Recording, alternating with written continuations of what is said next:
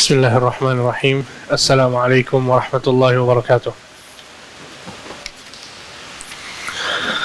Alhamdulillah, wassalatu wassalamu ala rasulillah wa ala alihi wa ashabihi wa mawalah, wa la hawla wa la quwwata illa billah, ma ba'd.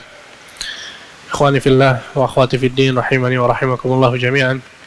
Alhamdulillah, kita bersyukur kepada Allah Azza wa Jal yang telah memberikan kepada kita semua banyak kenikmatan. Di antaranya adalah kenikmatan kita bisa bertemu kembali, berkumpul dalam rangka mengkaji ayat-ayat Allah dan hadis-hadis Nabi Sallallahu Alaihi Wasallam.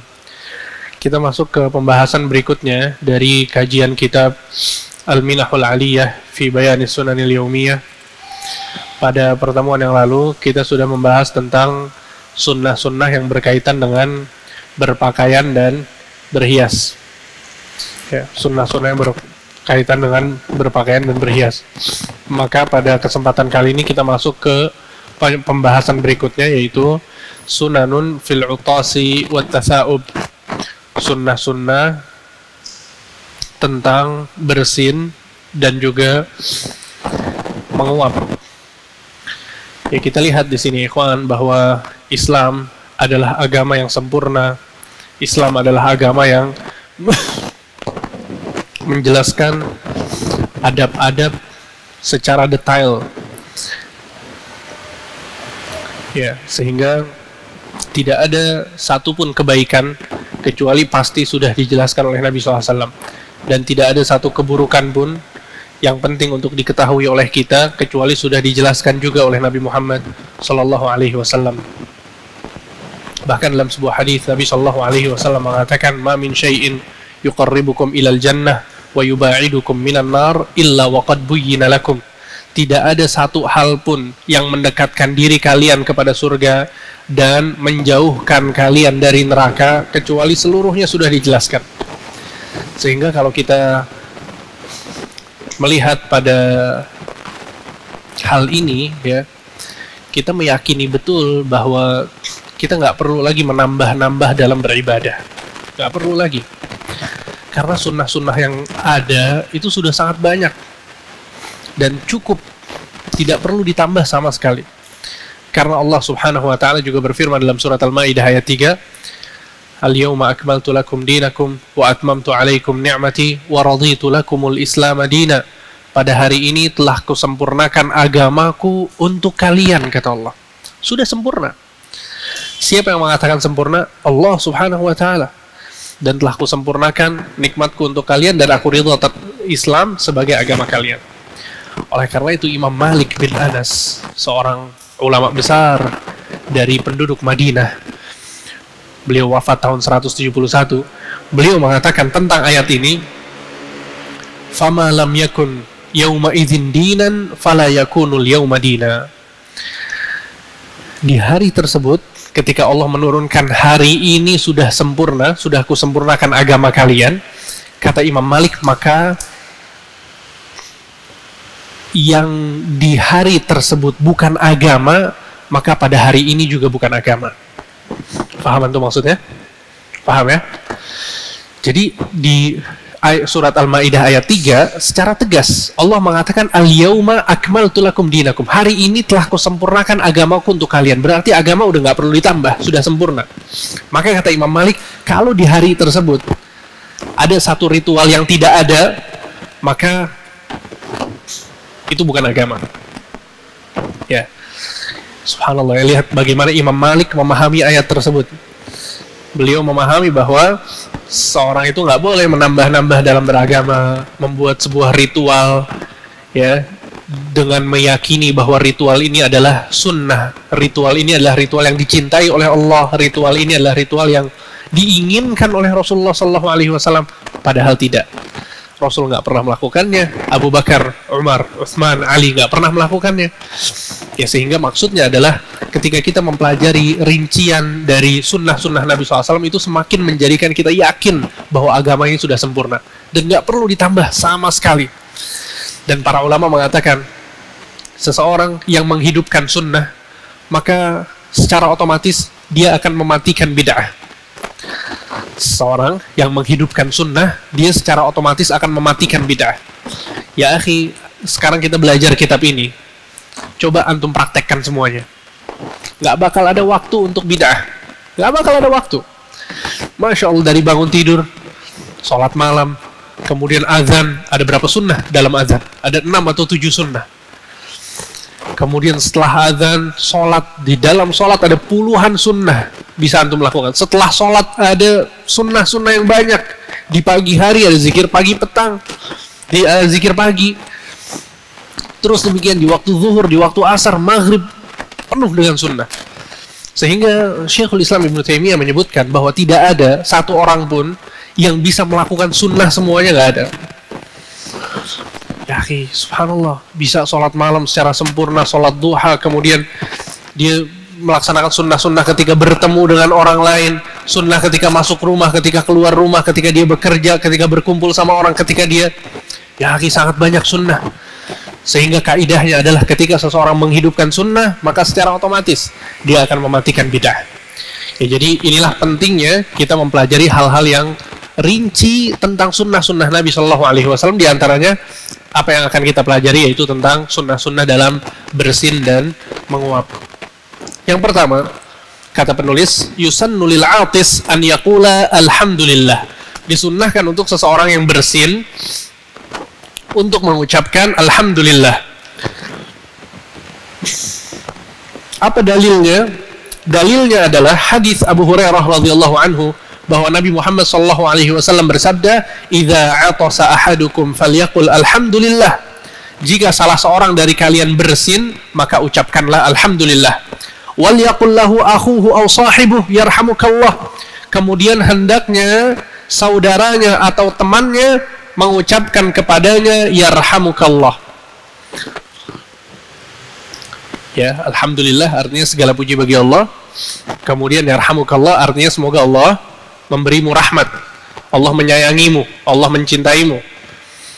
Fa idza qala lahu yarhamukallah, jika temannya sudah mengatakan yarhamukallah, maka hendaknya orang yang bersin mengatakan lagi yahdikumullah wa yuslihu balakum. Ya, artinya semoga Allah memberikan hidayah kepadamu dan menyelesaikan urusanmu atau memperbaiki urusanmu. Ya, Masya Allah, ya, bagus banget ya artinya. Taib. Dan dibolehkan juga seseorang ketika bersin, dia bukan cuma mengucapkan alhamdulillah, akan tapi dia mengucapkan alhamdulillah ala kulli hal. Alhamdulillah ala kulli hal. Ini dua-duanya sunnah. Jadi ketika ada sunnah yang variatif, ada beberapa sunnah dalam satu momen, maka sunnahnya adalah kita melakukan yang satu dan terkadang melakukan yang lainnya. Seperti itu. Sama halnya dengan doa istiftah misalnya. Doa istiftah itu ada banyak. Nabi SAW mengajarkan kepada kita berbagai macam doa istiftah. Di antara Allahu Akbar kabira walhamdulillahi katsira subhanallahi bukrata wa asila. Boleh juga kita mengucapkan apa? Wajjahtu wajhiya lilladzi fatara as-samawati wal ardi hanifan, dan seterusnya. Boleh juga kita mengucapkan Allahumma ba'id baini wa baina khataayaka wa ba'adta bainal masyriqi wal maghrib. Boleh juga kita mengucapkan subhanakallahumma rabbana wa tabaraka asmuka wa ta'ala jadduka wa la ilaha ghairuka. Itu semuanya adalah doa-doa istiftah. Kita boleh memilih salah satu dari beberapa doa tersebut. Dan para ulama mengatakan sunnahnya ketika kita mendapatkan ada beberapa sunnah adalah untuk melakukannya terkadang yang satu dan terkadang yang lain. Ya, Syekh Ibnu Utsaimin mengatakan ini akan menjadikan seseorang itu lebih khusyuk dalam membacanya. Lebih khusyuk dalam membacanya. Beda sama orang yang bacanya istiftahnya Allahu Akbar kabira. Dari dia zaman SD sampai umur 50 tahun Allahu Akbar kabira. Lama-lama dia nggak khusyuk. Ketika dia sholat seakan-akan sudah otomatis tiba-tiba Assalamualaikum warahmatullah, tiba-tiba Assalamualaikum warahmatullah. Karena nggak berpikir lagi ketika dia mengucap. Paham antum ya? Tapi berbeda orang yang ketika dia membaca istiftah dia pilih dulu. Ya, dia pakai wajah tuh, kadang pakai Allahumma ba'id baini. Itu akan lebih menjadikan seseorang itu khusyuk. Ya, dan merasakan bahwa ini adalah sunnah Nabi SAW. Sama halnya dengan bersin juga begitu. Ya, terkadang kita baca alhamdulillah dan terkadang kita mengucapkan alhamdulillahi ala kulli hal. Seperti itu. Tayyib. Kemudian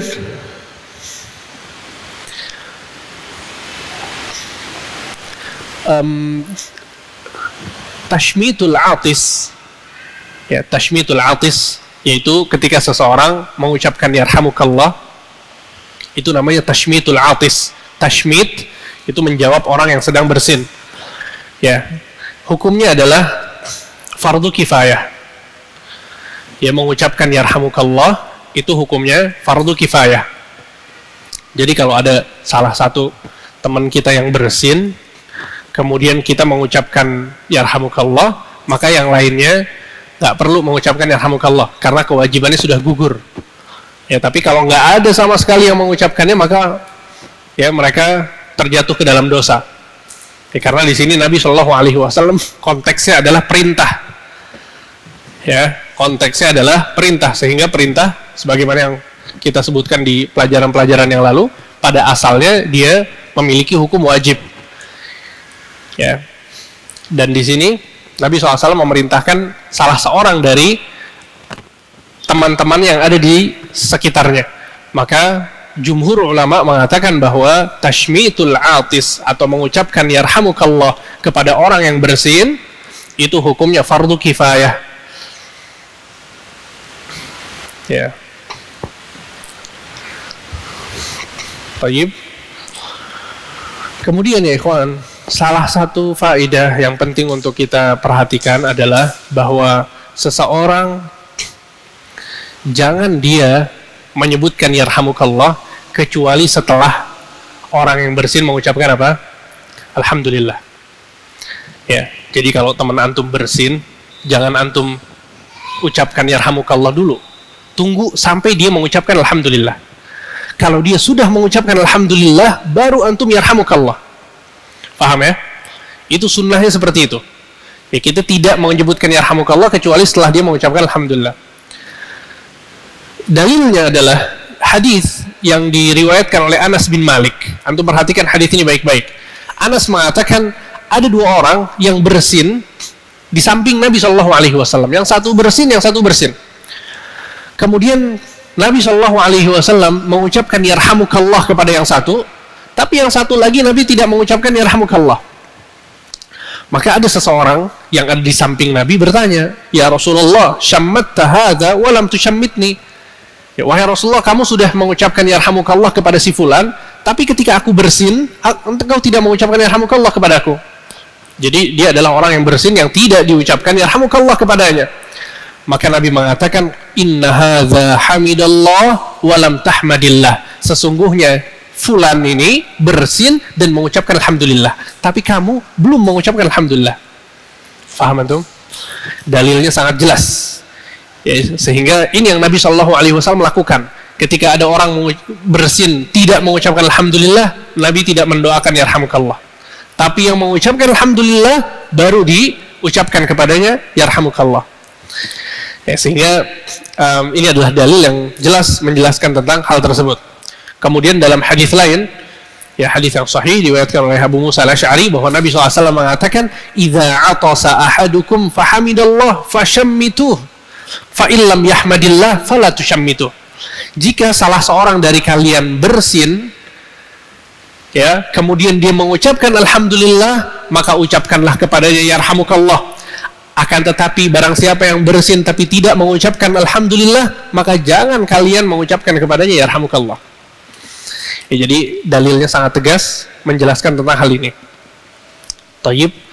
Kemudian di antara faidah juga yang berkaitan dengan bersin adalah ketika salah seorang dari kita bersinnya 3 kali atau lebih, ya 3 kali atau lebih, maka kita nggak perlu lagi mengucapkan yarhamukallah kepadanya.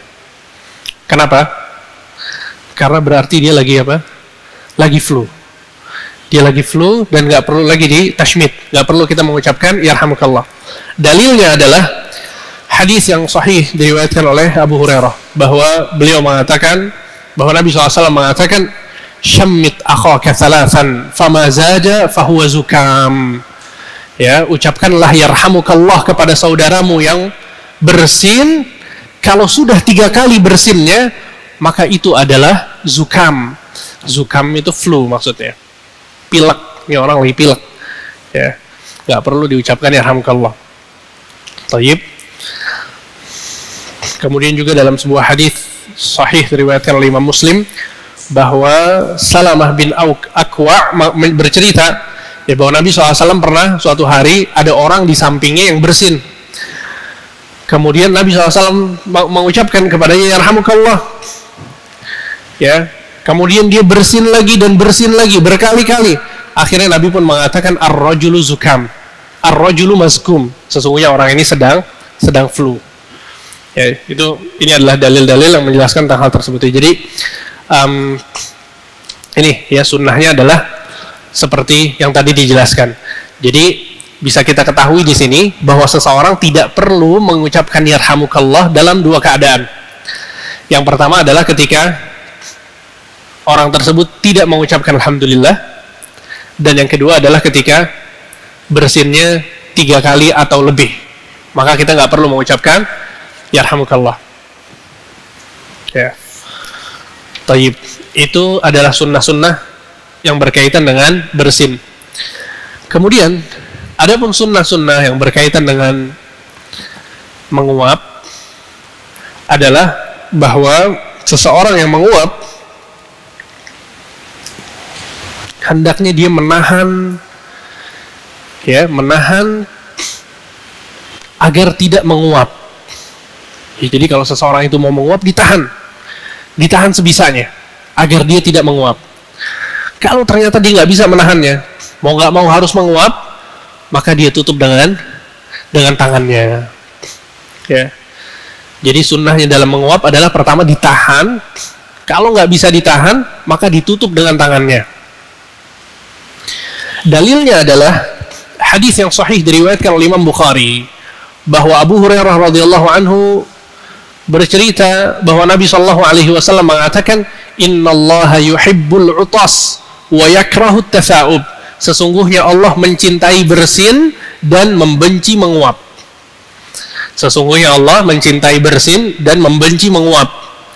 Ya, dari sini kita bisa tahu ya kenapa kemudian kita diperintahkan untuk mengucapkan alhamdulillah. Ternyata karena apa? Karena Allah Subhanahu wa taala mencintai, suka dengan bersin.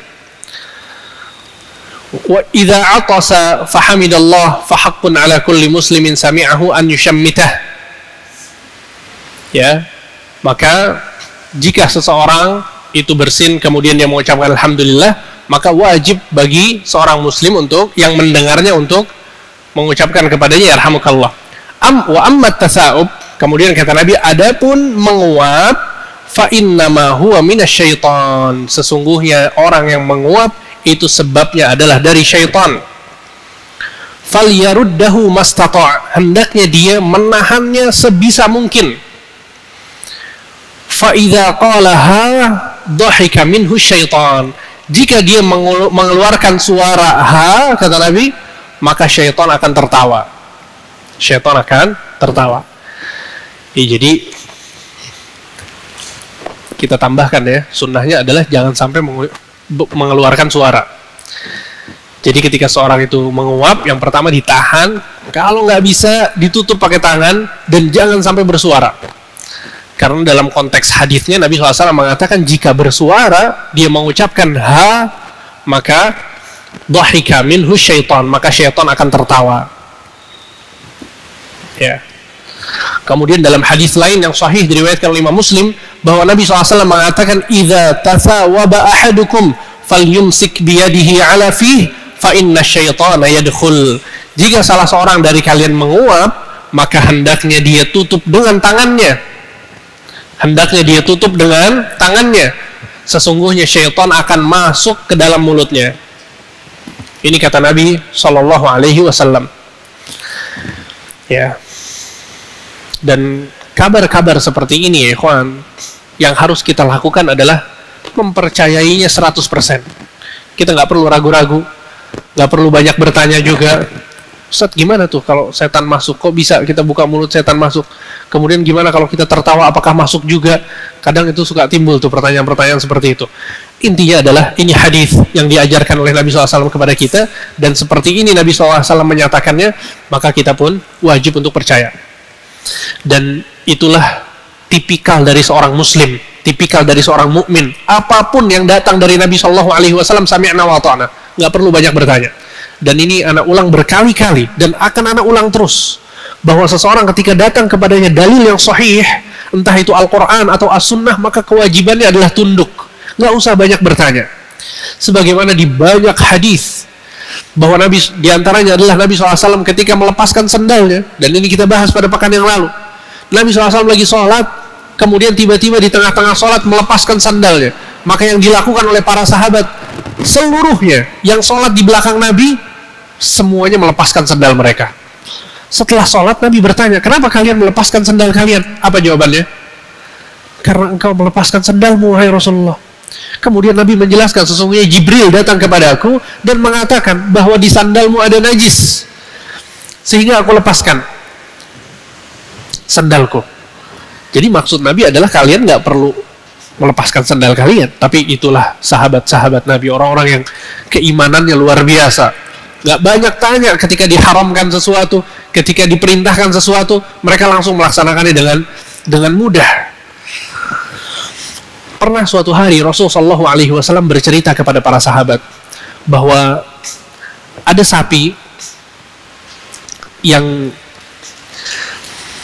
oleh pemiliknya diletakkan barang-barang bawaan di punggungnya.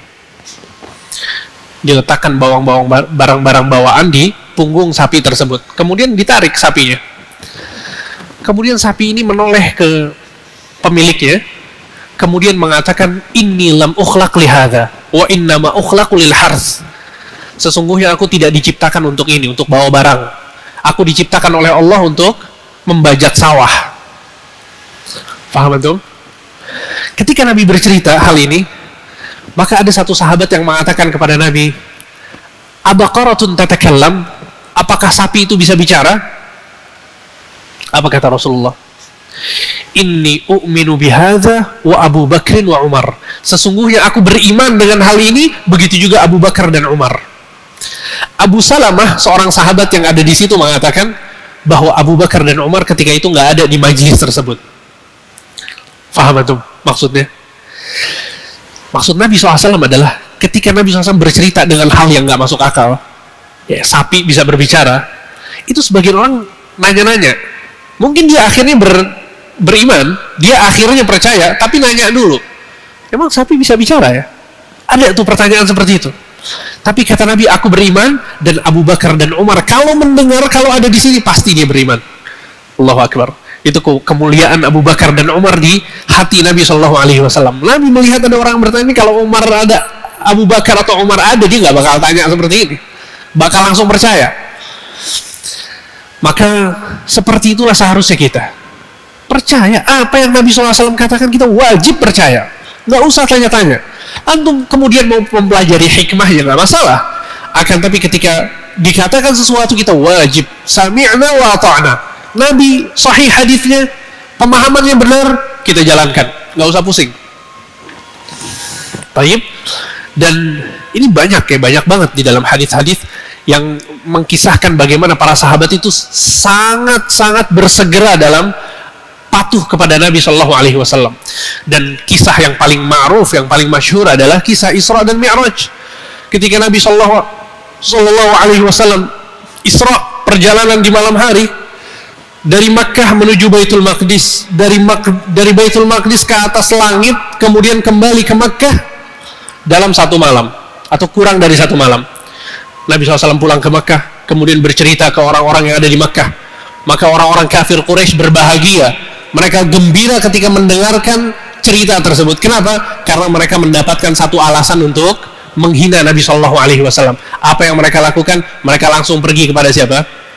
Abu Bakar radhiyallahu anhu arda.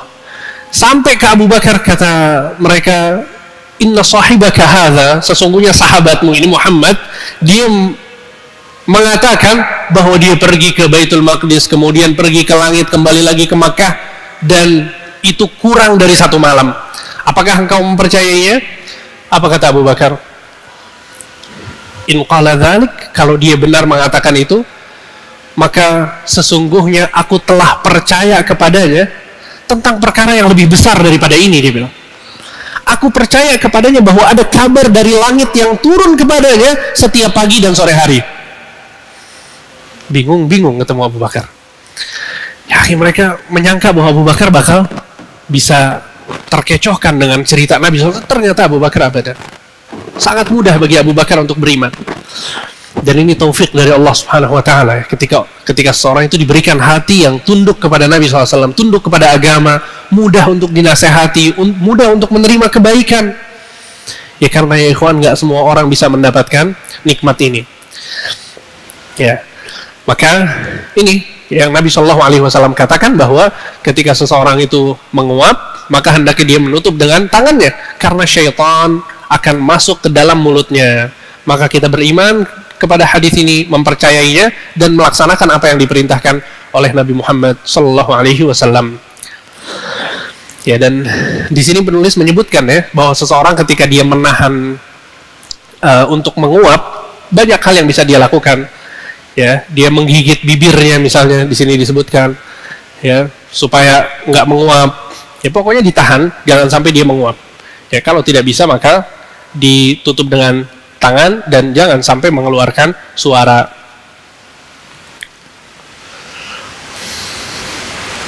Taib.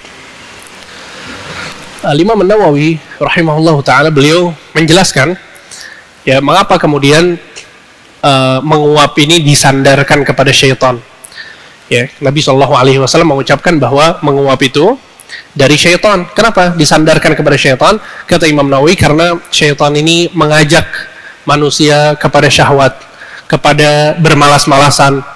Ya, sehingga seseorang yang menguap biasanya dia sedang malas atau letih, ya, atau pengennya istirahat, pengennya tidur. Dan itu biasanya, kata Imam Nawawi, disebabkan karena terlalu banyak makan, ya, yang merupakan berlebih-lebihan dalam perkara yang mubah, yang bisa menjadikan seseorang itu lalai. Ya, ini hikmahnya yang disebutkan oleh Al-Imam An-Nawawi rahimahullahu taala. Taib.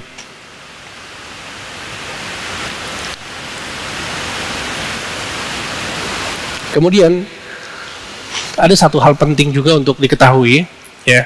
Sebagian orang, ya ikhwan, ketika dia menguap dan dia pernah mendengar hadis ini bahwa setan bisa masuk, akhirnya apa yang dia ucapkan? Dia berta'awudz, a'udzubillahi minasyaitonirrajim, setelah menguap. Maka ini berselisih, menyelisihi sunnah Nabi SAW. Ini menyelisihi sunnah Nabi SAW. Jadi ya, berta'awudz itu sesuatu yang baik, tentu. Berta'awudz sesuatu yang baik, akan tapi tempatnya bukan di situ. Nabi SAW tidak ya mengkhususkan seseorang itu berta'awudz ketika dia menguap. Jadi ini bukan sunnah. Ya, bahkan kalau dilakukan dengan rutin, ya ini menyelisihi sunnah, bahkan bisa terjatuh seseorang kepada bid'ah. Ya, jadi ini berta'awudz setiap setelah menguap itu adalah perkara yang menyelisihi sunnah. Dan kita kembali ke masalah bersin, ya. Ada satu riwayat yang menarik dari Abdullah bin Umar, bahwa Nafi', seorang tabi'in, muridnya Abdullah bin Umar, pernah bercerita. Suatu hari Abdullah bin Umar sedang duduk dengan orang-orang yang ada di sekitarnya, kemudian ada orang yang di sampingnya ini bersin. Ketika dia bersin, dia mengucapkan Alhamdulillah wassalamu ala Rasulillah. Alhamdulillah wassalamu ala Rasulillah. Ini bagus nggak? Bagus. Orang ini mengucapkan salam kepada Nabi SAW. Dan kita sering sekali mengucapkan Sallallahu Alaihi Wasallam. Kita bersalawat dan bersalam kepada Nabi SAW. Nah, orang ini ketika dia bersin, dia mengucapkan Alhamdulillah wassalamu ala Rasulillah. Antum lihat apa kata Ibnu Umar? Kata Ibnu Umar, "Maha kadza amarana Rasulullah sallallahu alaihi wasallam." Ditegur sama Abdullah bin Umar. Sesungguhnya kami tidak diperintahkan oleh Rasulullah SAW seperti ini. Ya, kalau orang zaman sekarang diginin mungkin tersinggung, ya. Loh, ini saya sholawat masa ngelarang-larang sholawat, larang-larang salam kepada Rasulullah. Ini yang ditegur sama Abdullah bin Umar. Kata Abdullah bin Umar, maha kadza amarana Rasulullah. Nabi SAW tidak pernah mengajarkan kami yang seperti ini. Dan ini murid Rasulullah langsung, Abdullah bin Umar, anaknya Umar bin Khattab. Rasulullah tidak pernah mengajarkan kami seperti ini. Akan tetapi, yang Rasulullah ajarkan kepada kami adalah, jika kami bersin, kita diperintahkan untuk mengucapkan Alhamdulillahi ala kulli hal. Paham antum ya? Lihat bagaimana Abdullah bin Umar sangat sensitif dengan sesuatu yang ditambah-tambahkan dalam agama. Sangat sensitif. Padahal cuma salam, bukan cuma, ini salam ini luar biasa, amal soleh, tapi ternyata ditegur. Ya karena itulah ya, ketika seseorang merutinkan sesuatu ritual ibadah mengkhususkan padahal tidak ada pengkhususan di waktu tersebut, maka ini jatuhnya adalah sebuah bid'ah, yaitu perkara-perkara yang diada-adakan di dalam beragama. Ya. Alhamdulillah. Taib. Sehingga itu tadi pembahasan tentang bersin dan menguap. Kemudian kita masuk pembahasan berikutnya, ya, yaitu sunanun ukhra yaumiyah, sunnah-sunnah harian yang lainnya. Sunnah-sunnah harian yang lainnya. Jadi di sini penulis sekarang menyebutkan secara acak, ya, apa saja sunnah-sunnah yang lainnya yang biasa kita dapatkan setiap harinya dan bisa kita lakukan setiap harinya. Di sini yang pertama beliau mengatakan qaul az-zikr al-warid 'inda dukhulil khala wal khuruj minhu, yaitu membaca zikir yang diajarkan oleh Nabi Shallallahu alaihi wasallam ketika seseorang itu masuk dan keluar kamar mandi. Ya, bahwa seseorang yang masuk kamar mandi itu disunnahkan untuk mengucapkan Allahumma inni a'udzubika minal khubuthi wal khaba'ith. Allahumma inni a'udzubika minal khubuthi wal khaba'ith.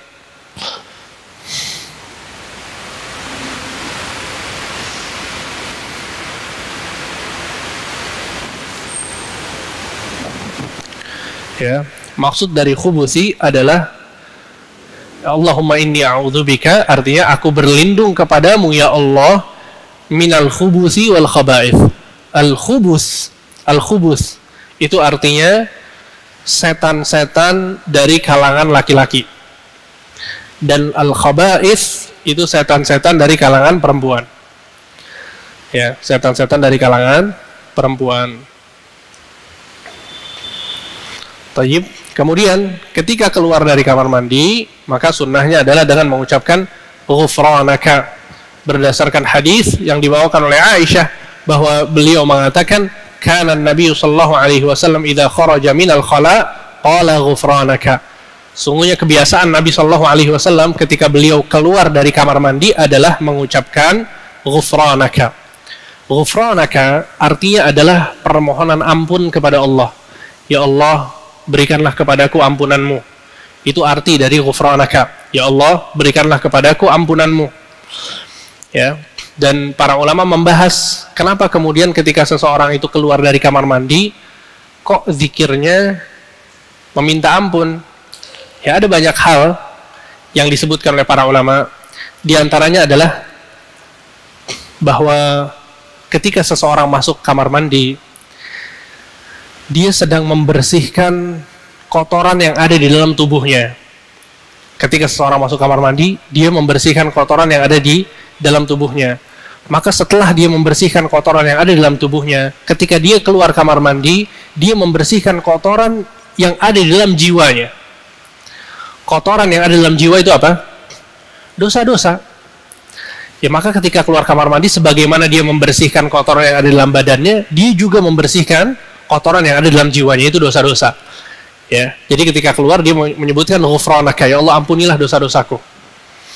Itu hikmah yang pertama yang disebutkan oleh para ulama. Dan yang kedua adalah yang mereka sebutkan bahwa ketika seseorang di kamar mandi, dia dilarang untuk berzikir. Dia nggak boleh menyebut nama Allah, nggak boleh berzikir. Ya, sehingga dalam kehidupannya gitu ya, dia terputus dari zikir ketika kapan? Ketika dia masuk kamar mandi.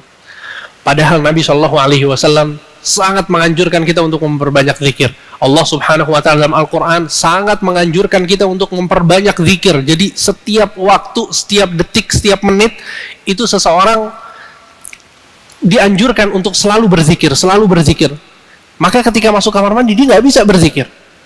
Ya, sehingga ketika dia keluar dari kamar mandi, dia meminta maaf kepada Allah, meminta ampunan karena dia sudah meninggalkan zikir ketika dia di dalam kamar mandi. Maka dia mengucapkan ghufranak, ya Allah ampuni aku karena selama di kamar mandi aku tidak berzikir kepadamu. Ya.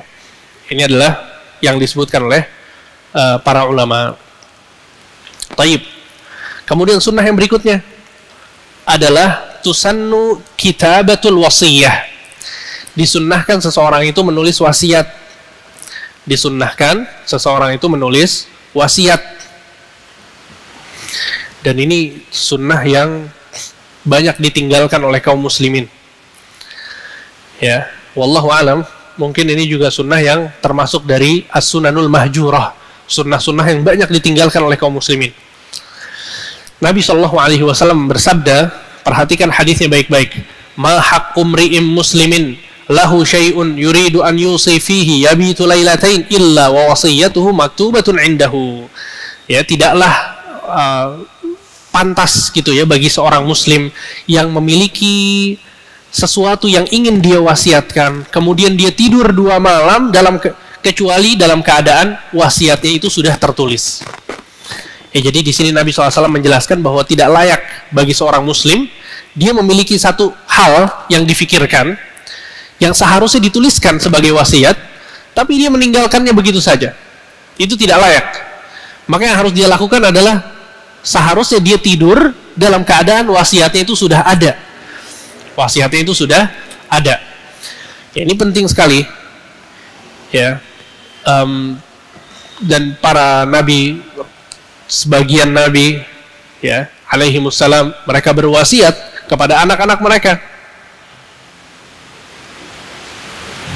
Ya, wasa biha Ibrahim wa banihi wa Ya'qub ya baniya innallaha astafa lakumuddin fala tamutunna illa wa antum muslimun. Ya, ketika Nabi Ibrahim, begitu juga Ya'qub berwasiat kepada anak-anaknya. Apa wasiatnya? Rumah yang di Bogor buat anak yang pertama, bukan seperti itu. Wasiatnya apa? Fala tamutunna illa wa antum muslimun. Jangan kalian wafat kecuali dalam keadaan muslim. Allahu akbar. Ya. Ini yang difikirkan oleh para nabi kepada anak-anaknya ketika mereka berpikir bahwa mereka akan meninggalkan anak-anaknya. Begitu juga Nabi Ya'qub alaihissalam ketika hampir saja mau wafat di akhir hayatnya, dan ini yang disebutkan oleh Allah dalam surat Al-Baqarah. Apa yang ditanyakan oleh Nabi Ya'qub kepada anak-anaknya? Ma ta'buduna min ba'di? Siapa yang kalian akan sembah setelah aku sudah wafat? Qalu na'budu ilahaka wa ilaha abaika Ibrahim wa Ismail wa Ishaq wa ilaha wahida wa nahnu lahu muslimun. Anak-anak Nabi Ya'qub mengatakan, sesungguhnya yang kami akan sembah setelah engkau wafat adalah Tuhanmu dan Tuhan nenek moyangmu Ibrahim, Ismail, Ishak, dan kami semua anak-anaknya maksudnya berserah diri kepada Tuhan tersebut. Subhanallah. Lihat perhatian orang tua kepada agama anak-anaknya. Itu yang seharusnya menjadi perhatian yang paling besar dari seorang ayah kepada anak-anaknya. Bukan masalah harta, bukan masalah dunia. Ya, sehingga inilah ya wasiat itu disunnahkan berdasarkan hadis yang tadi kita sebutkan. Jadi ketika kita memiliki keinginan ya terhadap anak-anak kita, terhadap keturunan kita, maka silahkan tuliskan wasiatnya. Dan itu hukumnya adalah apa? Adalah sunnah. Adapun jika ada hak-hak orang lain ya yang harus kita penuhi, atau hak-hak Allah Subhanahu wa taala yang harus kita penuhi, tapi kita belum bisa untuk memenuhinya, maka menulis wasiat dalam kondisi seperti ini hukumnya apa? Hukumnya wajib, bukan lagi sunnah. Contohnya kita punya hutang sama seseorang dan gak ada orang yang tahu, cuma kita yang tahu, maka antum tulis wasiat. Ya, wasiat itu bisa tertulis, bisa juga dengan disampaikan kepada anak-anak antum. Ya, kasih tahu bahwa bapak punya hutang kepada si fulan sekian sekian sekian. Ya, kalau ternyata nggak ada umur, tolong diselesaikan. Atau dituliskan. Dan itu adalah sunnah dalam berhutang ya, bahwa seharusnya hutang itu dituliskan. Kemudian juga hak-hak yang berkaitan dengan hak Allah yang harus dibayar. Contohnya ketika seseorang itu punya hutang puasa, ya, dia punya hutang puasa yang dia belum sempat untuk membayarnya. Nah, itu kasih tahu orang-orang yang ada di sekitar kita. Kasih tahu istri kita, kasih tahu anak-anak kita, ya, saya masih punya utang misalnya dari puasa Ramadan 10 hari, 20 hari. Ya, agar kemudian kalau ternyata kita nggak sempat membayarnya, ya, karena lalai, maka itu bisa dilakukan oleh ahli warisnya. Sebagaimana sabda Nabi Shallallahu Alaihi Wasallam ketika ada seorang wanita yang datang kemudian mengatakan, sesungguhnya ibuku wafat dalam keadaan dia memiliki hutang puasa. Apa yang harus aku lakukan? Maka Nabi Shallallahu Alaihi Wasallam mengatakan, iqdi, ya, bayarlah hutang puasa tersebut. Fadainullahi ahaqqu bil qada. Sesungguhnya berhutang kepada Allah itu lebih berhak untuk dibayarkan. Ya, jadi maksudnya adalah bahwa kalau kemudian seseorang itu punya kaitan sama orang lain atau kaitan sama Allah Subhanahu wa taala, ada hak-hak yang harus tersampaikan tapi belum tersampaikan, maka wajib bagi kita untuk menuliskan wasiat. Ya, karena kita tahu bahwa Nabi Shallallahu alaihi wasallam mengatakan al-mu'minu marhunun bidaini, atau kama qala Nabi sallallahu alaihi wasallam. Sesungguhnya jenazah atau mayit seorang yang beriman itu terikat dengan hutangnya. Bahkan dalam hadis lain Nabi Shallallahu Alaihi Wasallam mengatakan, yughfaru lisyahidi kulla syai'in illa dain.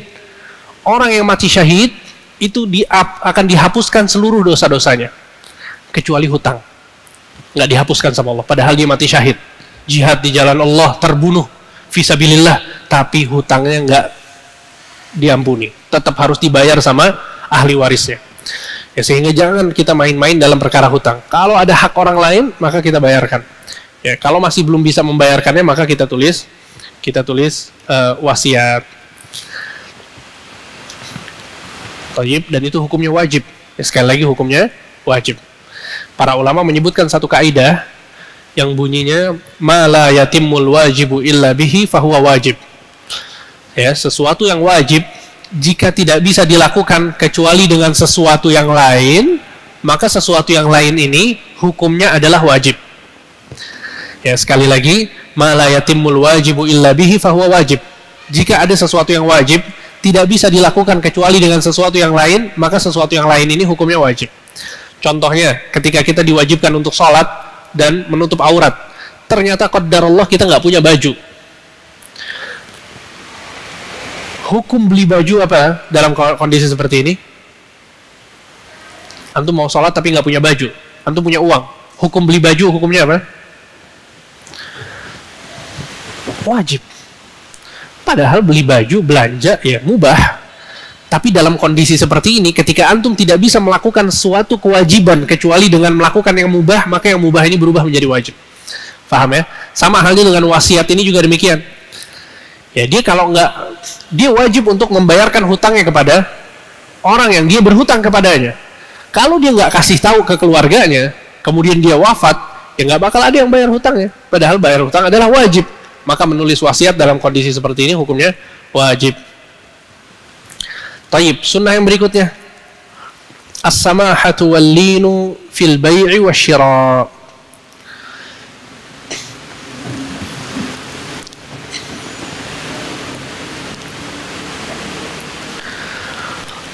Ramah dan lembut dalam berjual beli. Ramah dan lembut dalam berjual beli.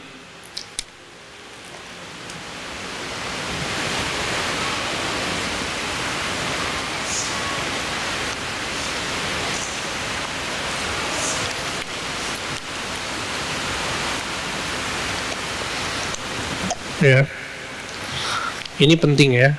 Ini penting karena sebagian orang ada yang memiliki pemahaman kalau dagang itu harus berdarah-darah ya. Harus ribut sama orang. Enggak demikian.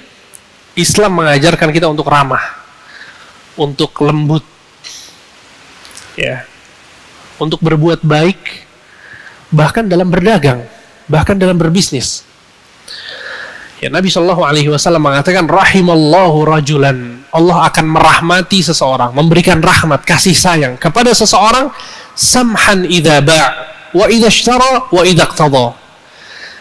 Itu orang-orang yang ramah ketika dia membeli, ketika dia menjual, dan ketika dia menagih haknya.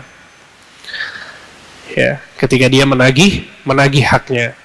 Lihat, ini adalah orang-orang yang didoakan rahmat oleh Allah. Rahmat itu berarti surga. Rahmat itu berarti kasih sayang Allah, ampunan Allah. Masuk dalam kategori rahmat. Itu mereka yang ketika membeli sesuatu, dia ramah. Ketika menjual sesuatu, dia ramah. Dan ketika dia menagih haknya, dia ramah. Yang ketiga paling susah, ya. Ramah-ramah, hutang antum nggak dibayar nanti, ya. Al-muhim, ini ajaran Nabi SAW. Ya, bahwa seorang itu diperintahkan untuk ramah, diperintahkan untuk ramah dalam mengambil haknya. Taib.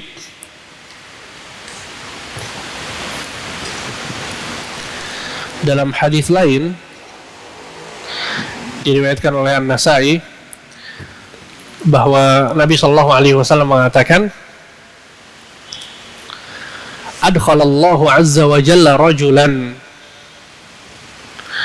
kana sahlan mushtariyan wa ba'i'an wa qadhiyan wa muqtadhiyan al-jannah. Antum lihat nih, kata Nabi Shallallahu Alaihi Wasallam, Allah memasukkan seseorang ke surga. Sebabnya apa? Karena dia ramah ketika membeli, ramah ketika menjual, ramah ketika membayar hutang, dan ramah ketika dia menagih haknya. Subhanallah, perhatikan. Ya, jadi antum kasih hadis yang ini juga nih. Kalau teman antum ternyata nggak mau bayar hutang, kasih hadis yang ini juga. Ya, jadi maksud dari ramah ketika dia memberikan haknya adalah ketika dia punya hutang, ya, dia bersegera untuk membayarkan, nggak ditunda-tunda. Bukan orang yang mumatil. Ya, mumatil itu orang yang nggak dibayar hutangnya, padahal dia mampu untuk bayar, dia mampu untuk menyicil sedikit demi sedikit, tapi dia nggak mau. Malah entah karena al-muhim dia lalai, kelalaian dari orang tersebut. Ya, ini kezaliman, ya ikhwan, dan ini dosa. Nabi Shallallahu Alaihi Wasallam mengatakan, matlul ghani zulmun. Orang yang memiliki kecukupan tapi dia nggak mau bayar hutangnya, maka ini adalah kezaliman yang dia lakukan. Ya, antum hati-hati. Ini khususnya teman-teman yang udah ngaji, yang udah pada belajar. Ya, jangan malu-maluin pengajian, jangan malu-maluin sunnah. Mentang-mentang udah pengajian, begitu ngutang, ya kan antum teman kajian anak, masa nggak dikasih tempo lagi? Jangan. Justru karena antum sudah ngaji, bayar secepatnya. Malu sama hadis-hadis seperti ini. Ya, Nabi SAW yang mengatakan, matlul ghani zulmun. Orang yang menunda-nunda membayar hutang itu adalah kezaliman yang dia lakukan. Ya, sehingga seorang mukmin, apalagi orang yang udah belajar, talibul ilm, itu orang yang paling berhati-hati tentang urusan hak orang lain. Ini kaidah, ya ikhwan. Talibul ilm, seorang yang belajar, itu paling menjauh dari urusan sama orang lain. Maksudnya urusan sama orang lain adalah entah itu hutang, menzalimi orang, menyakiti hati orang lain. Ya, jangan.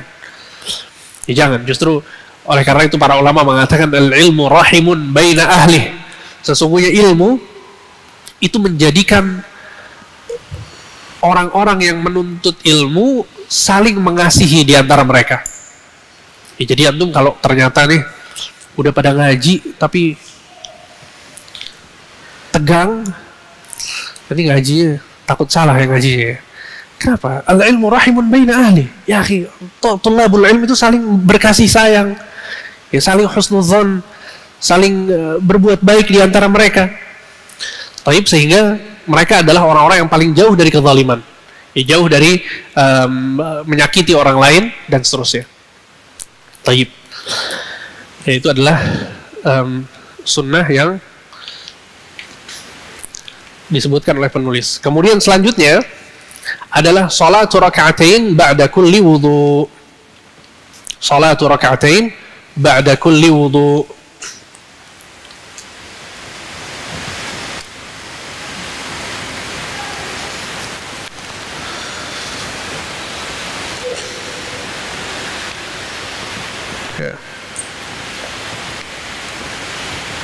Tayyib. Salat 2 rakaat setelah setiap wudu. Ini sunnah juga. Ya, setiap kali seseorang itu berwudu, ya setelah berwudu dia salat 2 rakaat.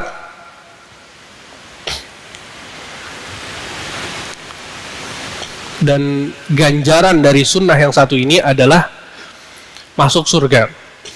Ganjaran dari sunnah yang satu ini adalah masuk surga. Nabi Shallallahu Alaihi Wasallam pernah bertanya kepada Bilal, seorang sahabat yang mulia. Kata Nabi Shallallahu Alaihi Wasallam, ya Bilal, hadithni bi arja amalin amiltahu fil Islam, fa inni sami'tu daffana alaika baina yadayya fil jannah. Wahai Bilal, kabarkan kepada aku tentang amalan yang paling engkau andalkan, yang paling engkau harapkan di dalam Islam. Karena aku mendengar suara sandalmu di surga. Karena aku mendengar suara sandalmu di surga.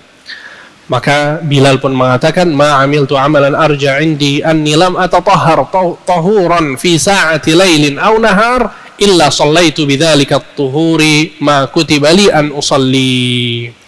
Ya, kata Bilal, sesungguhnya tidak ada satu amalan pun yang lebih aku harapkan, ya maksudnya yang paling menjadi andalan beliau daripada suatu amalan, yaitu setiap kali aku berwudu, ya setiap aku berwudu pasti aku melakukan sholat, ya. Sehingga ini lihat bagaimana Bilal bin Rabah terdengar suara sandalnya di surga. Ternyata sebabnya apa? Sebabnya adalah dia setiap kali selesai wudu sholat 2 rakaat. Setiap kali selesai wudu sholat 2 rakaat. Ya, masya Allah ya.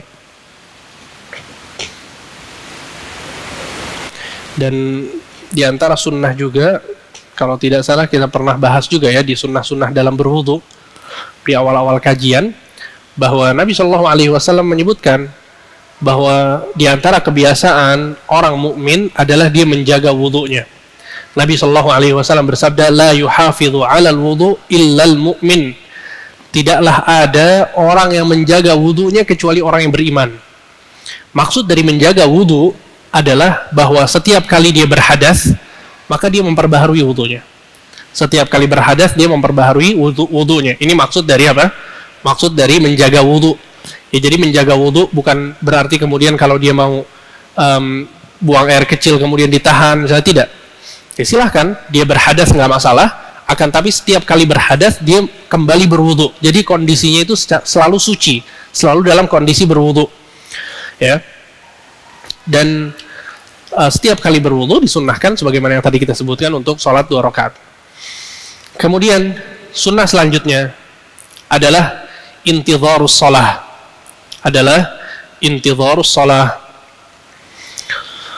Yaitu menunggu sholat. Ya, ini luar biasa ya kawan. Antum perhatikan nanti ganjarannya. Orang-orang yang suka menunggu sholat.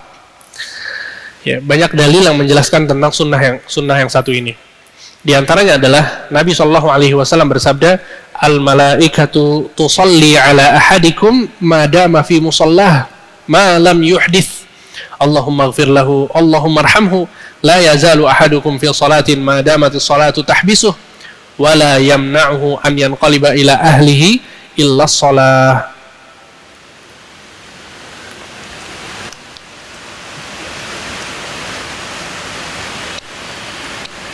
Ya.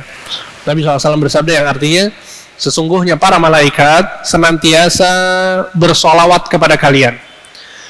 Ya, maksudnya mendoakan kalian selagi kalian tetap berada di tempat sholat kalian. Lihat, malaikat akan berdoa kepada seseorang ketika dia selesai sholat, dia nggak kemana-mana, tetap di masjid tempat dia sholat. Apa kata malaikat untuk orang ini? Allahumma ghfir lahu, Allahumma arhamhu, ya Allah ampuni orang ini dan berikan rahmat kepadanya. Terus diulang-ulang sama malaikat-malaikat, ya Allah ampuni orang ini dan berikan kepadanya rahmat. Doa ini terus diulang sampai kapan? La yazalu ahadukum, sampai dia, dalam sebuah riwayat disebutkan malam yu'dzi fihi malam yuhdits, ya, selagi dia tidak mengganggu orang yang ada di sekitarnya dan selagi dia tidak berhadas, maksudnya tetap dalam keadaan berwudu. Paham antum ya? Jadi ini adalah pahala seseorang yang duduk di masjid setelah sholat. Setelah sholat dia nggak pulang dulu ke rumahnya, dia duduk di masjid, ya, entah dia berzikir atau cuma duduk, ya, akan mendapatkan doa dari malaikat. Makanya kalau kita selesai sholat tuh jangan cepet-cepet keluar, ya usahakan kita zikir dulu, ya tunggu, nggak masalah, 5 menit, 10 menit, 15 menit, setengah jam di masjid dulu, nggak kemana-mana. Dengan seperti itu kita akan mendapatkan doa dari malaikat. Kemudian kata Nabi SAW, la yazalu ahadukum fi salatin ma damat salati tahbisuh, dan sesungguhnya kalian dalam keadaan sholat tatkala sholat yang mencegah kalian.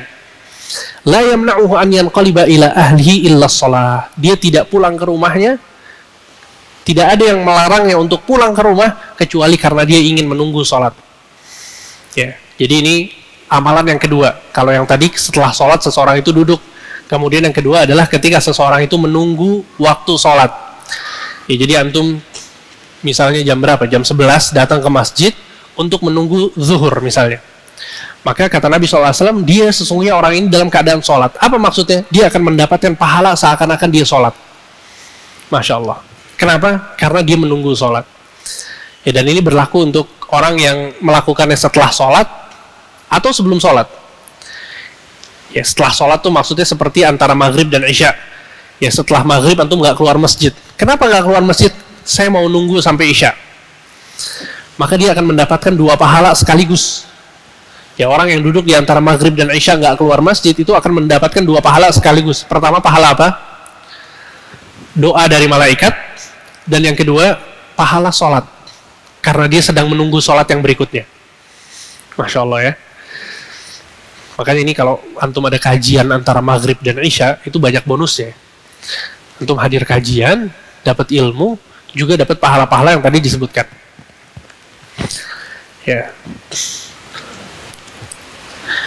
Kemudian dalam hadis yang lain, bahwa Anas bin Malik bercerita, Nabi SAW pernah mengakhirkan sholat sampai setengah malam, sampai tengah malam. Bayangkan, jadi di zaman Nabi SAW, ketika azan, itu orang-orang datang ke masjid, kemudian mereka tidak mendirikan sholat kecuali ketika Nabi SAW itu datang. Dan ini sunnah yang banyak ditinggalkan oleh kaum muslimin di masyarakat kita, ya, bahwa sholat didirikan itu berdasarkan perintah dari siapa? Perintah dari imam, ya, bukan dari DKM, bukan dari DKM, tapi imam. Makanya imam itu seorang yang dipilih, ya, terpilih. Dia harus punya fikih tentang sholat, bacaannya harus bagus, ya, banyak syarat-syarat untuk menjadi seorang imam, ya. Harus seorang yang bijaksana, sehingga maksudnya adalah bahwa yang menentukan waktu iqamah itu adalah imam, itu sunnahnya. Sehingga di sini Anas bin Malik bercerita bahwa ketika azan itu, azan isya berkumandang, para sahabat datang ke masjid. Ternyata Nabi SAW tidak datang ke masjid kecuali kapan? Kecuali tengah malam. Antum bayangkan, tengah malam itu sekitar jam berapa? Jam 11 mungkin, atau setengah 12, ya. Padahal mereka sudah hadir dari jam 7 atau setengah 8, ya, kurang lebih seperti itu. Maka Nabi SAW mengatakan, "Shallan nas wa raqadu wa lam tazalu fi salatin mundzu intadhartumuha." Sesungguhnya sebagian orang telah melakukan salat, maksudnya di masjid-masjid yang lain mereka sudah melakukan salat dan mereka sudah tidur. Akan tetapi kalian, semenjak kalian datang, kalian dalam keadaan salat. Lihat, semenjak kalian datang dan menunggu, kalian dalam keadaan salat. Ya, jadi Nabi di sini mengatakan bahwa ini tidak sia-sia sama sekali. Ya, ketika kalian datangnya dari awal azan, sekarang sudah tengah malam, pada hakikatnya kalian sedang mendapatkan pahala sholat. Ya.